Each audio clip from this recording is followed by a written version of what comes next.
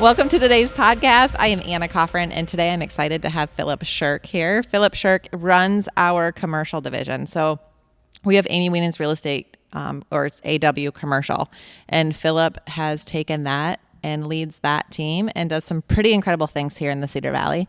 And we wanted to bring Phillip on for a couple reasons. Phillip's young, and I don't say that in a bad way, but like he is right out of college. He got into real estate, started on our residential side, and really didn't have much.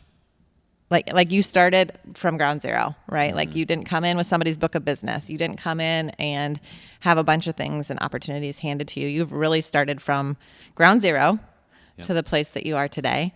So talk to us a little bit about your start in real estate, kind of why you decided that you liked it. Talk a little bit about the residential side. Yeah.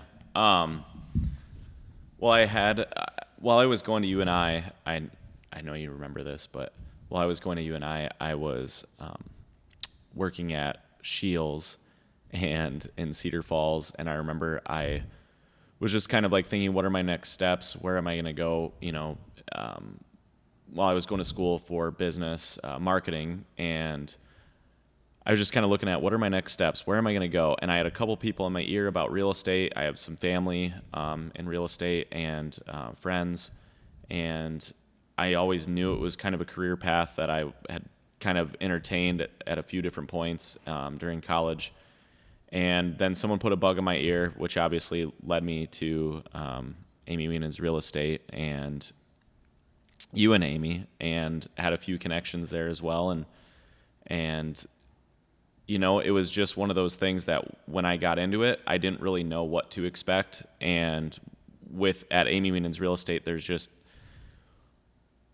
a lot more discipline and a lot more accountability that really drew me, that my personality needed. And I know, you know, it took me some time to get going and really just understand the business and understand what it really took, and every day, you know, just showing up every day and just being ready for whatever the day threw at you in this business. And you know, it can be an absolute grind at times, but yeah, just getting going was difficult. But then once I got going and kind of understood the business so much better, and networking and opportunities that the Cedar Valley had, it just, I mean, things obviously took off for me. And yeah, you really went from, and not that I'm saying your first year was bad, but you went from 0 to 60 real quick, right? Mm-hmm. Like you kind of came in with this concept of like, how do I learn it? And I don't say this negatively, but when you're on a team, if you're on a real estate team, there is a level of accountability. And for a lot of personalities,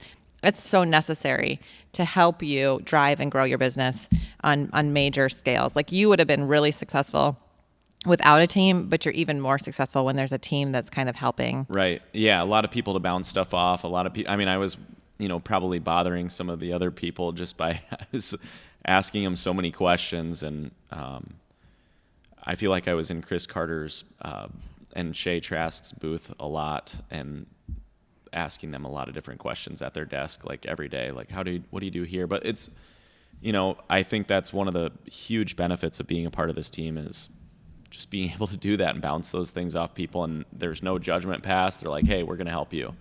And just when scenarios arose, and then it was like, I learned by doing, and I had to be thrown in the mix in a lot of those different scenarios, and that really helped me.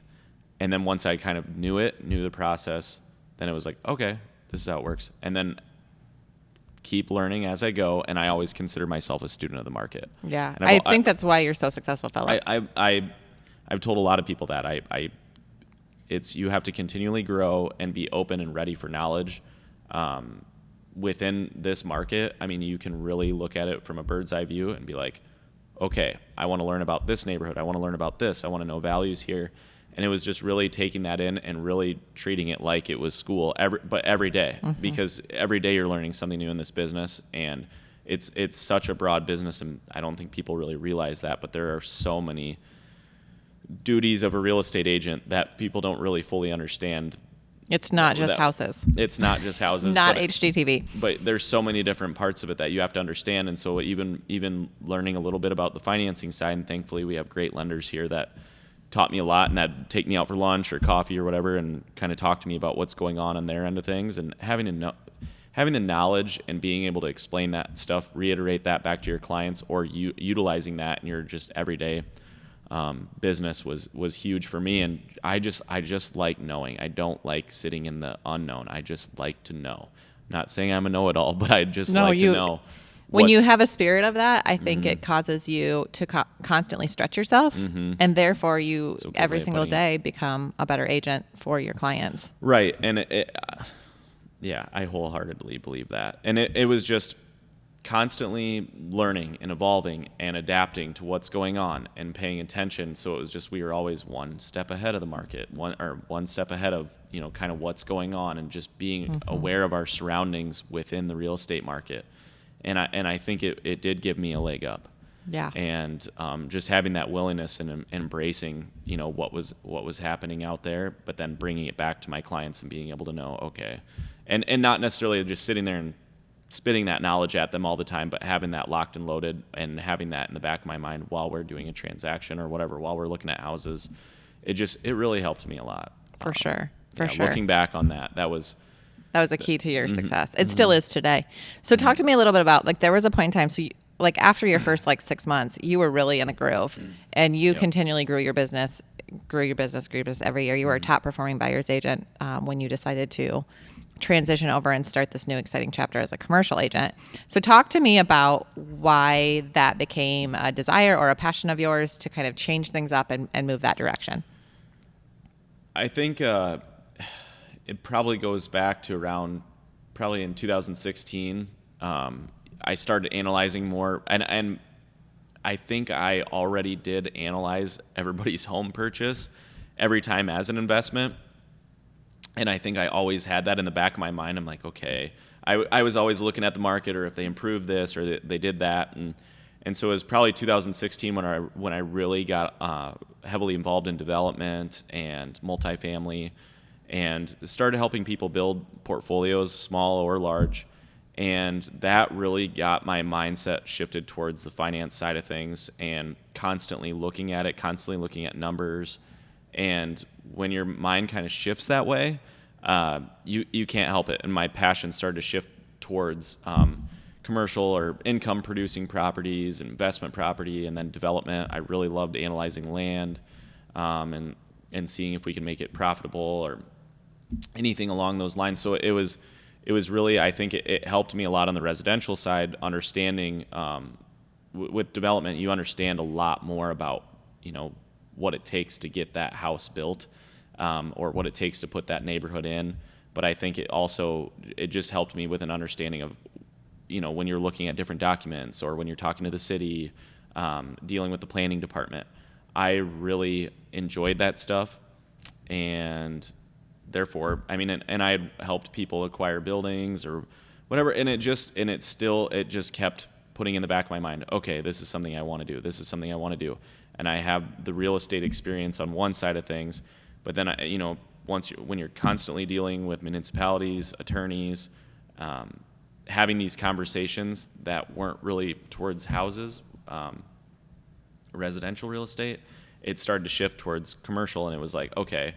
And Amy and I kept talking about it, you kept talking about it, and it's like, okay, we just need to make this shift and make this a full-time, dedicated, specialized shift into commercial real estate. And so, obviously went through a lot of paces to get there, but then once we were there and started the company, it just made so much more sense for me, and it made so much more sense for us as a company too, to open up this new division of Amy Winans Real Estate to help well round our company. But well, in real estate, what we've come to learn, and Amy's put into, we both completely buy into it, but to really serve your client, you should be a specialist. Right. And so that's why our team, we either are buyers, specialists, or listing partners on the residential team. And then you guys, and we had lots of demand, if you will. Like, a lot of clients would reach out to Amy and say, I love the way that I experience real estate with you residentially. Will you help me commercially? And Amy always knew, like, hey, that's not my specialty. And it is. It's a different language. It's like you are speaking a different language in commercial real estate. Yeah. And so she always knew, like, I'm not your best option. You should seek somebody out who is that. And so that's when you had this desire, and we had requests from clients. It made sense for you guys to open your own company. So, and it's its own brokerage, it's its own company, AW Commercial, that Phillip is leading the charge on. And the difference, talk to me a little bit about the difference, because I think real estate, if you really care about people and you have a servant's heart, which is what we are here, you carry a little bit of pressure with you even when you go home. It doesn't like, you don't clock out at 5 o'clock and you're like, peace out, I'll see you tomorrow. You have more of your phone calls in the evening than probably during the day. But it's different because in residential, you might be carrying more emotion because it's a family or it's a person that this is their home, right? There's more emotion tied to it. On the commercial side, this is numbers, this is business, this is investments. Talk to me about like what that looks like for you, because there's maybe even more pressure in your world with that from clients. Talk to me about how you had to make a mind shift there. Well, and I already was on my way there, but I think it's just, Amy said it to me one day, it's almost like you have a handful of different bosses in that world. And she said it jokingly, but it is, I mean, yeah, you do. Yeah. It's all right. But honestly, it's you're constantly analyzing things, and I'm having to discipline myself every day to sit down and actually read through these numbers, pick through these numbers, and every spreadsheet, or everything tells kind of a story in that.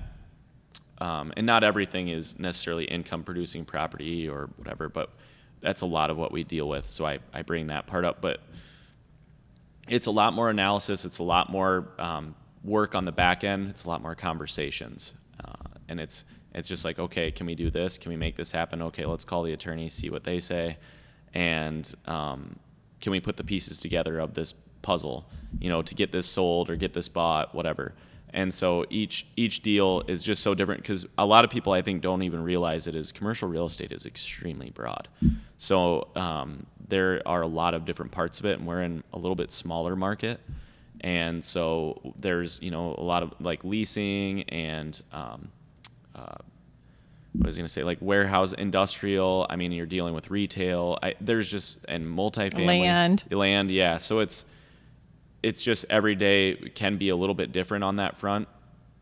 But there's certain parts of it I enjoy more than others, but each day is so different with that. I mean, I could be going from a multifamily appointment where I'm analyzing all these different numbers, and then I could be walking into a land appointment where I'm just purely looking at it from a totally different side of things. So it's just, each day is so different, but getting into that mindset of basically each thing I'm going to have to analyze and tell myself, okay, we have to, we're looking at this, did we make sure we talked to this person? My checklists just look different. Totally different. And it's a lot of back end homework. It is. Yeah. It is a lot of more.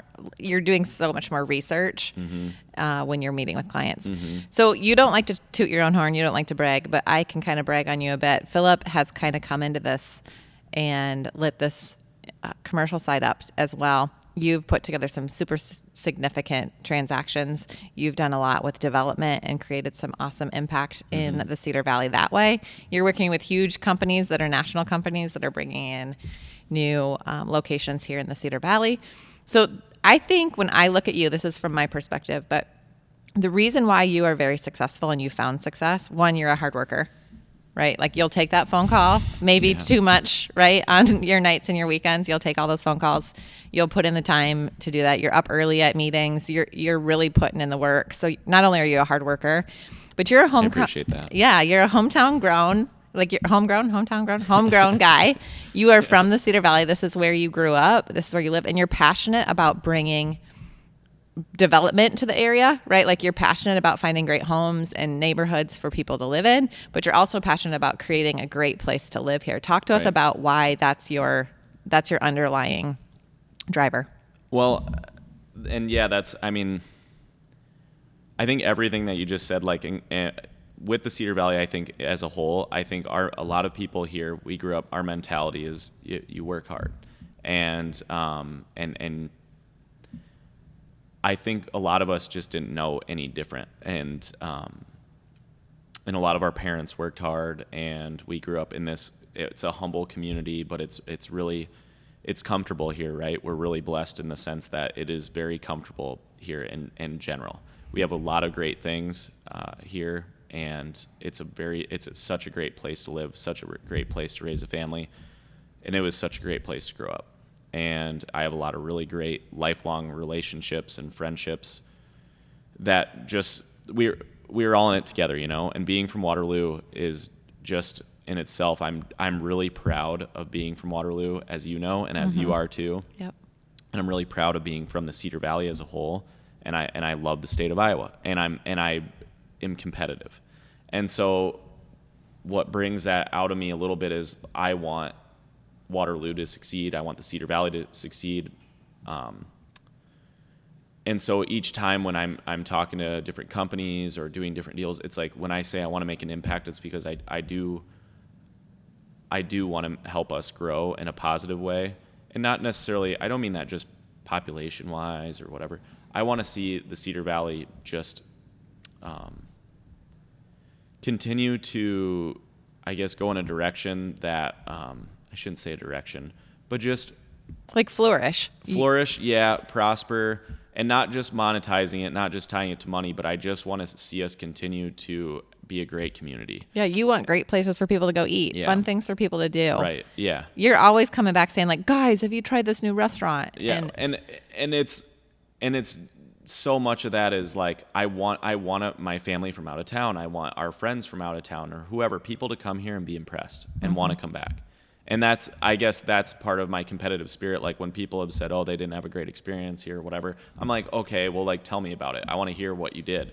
And then it's like, oh, well, you didn't have the right Cedar Valley experience. Like that's not, yeah. So it's just like each time I want to hear about people coming here, and I really like that that part where like even people from Cedar Rapids or Des Moines, maybe they come up for a sporting event or whatever, and they're like, hey, we tried this restaurant. We walked downtown Cedar Falls. It's beautiful. Hey, we went to your guys' theme park or water park, and that's really cool. Like, we didn't know you guys had that, or we did. We just didn't ever think to try it. And it's like, we'll be back. I want to hear that stuff, and I want to continue to add things to do. I mean, the other day we were riding those scooters downtown Waterloo, and I was like, fun. Oh, it's so fun. And it's just like one of my friends said, man, I just didn't even like think about it, but there are so many things to do downtown Waterloo, and there's great places to eat, and people I think sometimes don't fully embrace that and kind of stay to their same routines and everything, but then don't, even people that live here don't get out and actually try these things. But I want to keep adding to that, and I think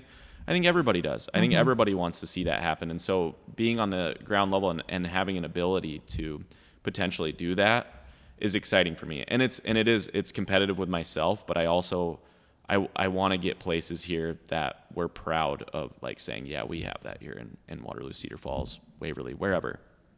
And I think that's something that drives me. For sure.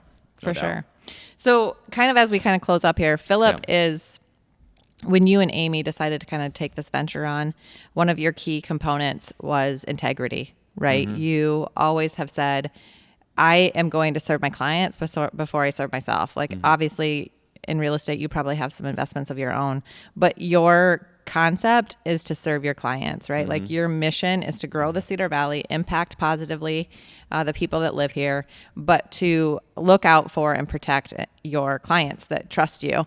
So knowing that that's your core, earlier you talked about always being in a learning kind of mentality.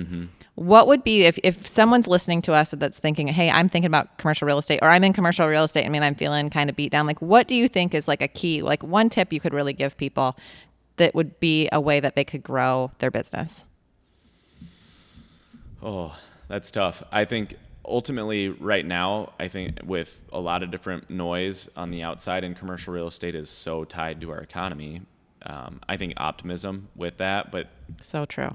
That's the mindset. I think you always need to be optimistic about things, but right now I think it's really just taking a deep dive into what the market's doing and finding, okay, well, what's next, or how do I adapt? And I think a lot of people, and I don't know if this is true or not, but I think a lot of people don't always want to adapt or shift with a market change is shift. Never easy. Yeah, change is never easy, but I think right now we're experiencing a little bit of a market shift. And so it's like, okay, well, what's the market going towards? And then how do I adapt my business to shift with the market? Right. Because what I think you do well is, okay, so this isn't now the thing. whatever that is. That's where I don't know commercial like you do, but like whatever the thing is, that's not the thing anymore. And you're always talking to me about like, okay, so here's what's happening. I'm gonna do this. So you're never willing to just be like, this is the way I do it. Yeah, you can't just sit in your lane, and I mean, you should stay in your lane, but you can't sit in that same lane and just always say, okay, this is every day. I'm just gonna go after this, and it's like you need to turn your head right and see what's around. And I think there's opportunity everywhere. There is, absolutely. And I think if anybody is struggling in that space, I think it's just reanalyzing what you have going on and saying, well, where am I putting most of my energy? And I mean, I think it's that simple. And then it's not simple, but I think it's that simple to just say, okay, what am I focusing most on? And is that working for me? If not, what are other options in this space? Right. And I think you can find a lot of success by right now. I think networking has been huge again, and just willingness to pick up the phone. It's the only way to do anything, right? You got to talk to some people. Yeah, right. Well, Phillip, I'm so thankful you joined us on today's podcast, but you are a huge asset, not only to our team and our company. Amy, I know that she and I both are extremely proud of what you have grown from to where you are now and what you've created. But more than us being thankful for you on our team, like if people don't know already, like you're a huge gift to the Cedar Valley and to your clients. So we're so thankful for you. I appreciate that. Yeah. Thanks for having me on this. Thanks for tuning in to this episode, our kind of commercial overview. If you're listening and thinking about commercial real estate, or you're already doing it and want any tips, Phillip would love to connect with you. I'd love to. So reach out to us at any of our platforms, and we'll make sure that you can get in touch with Phillip. So thanks for tuning in today. Thanks, Phillip. Thanks, Hannah. You bet.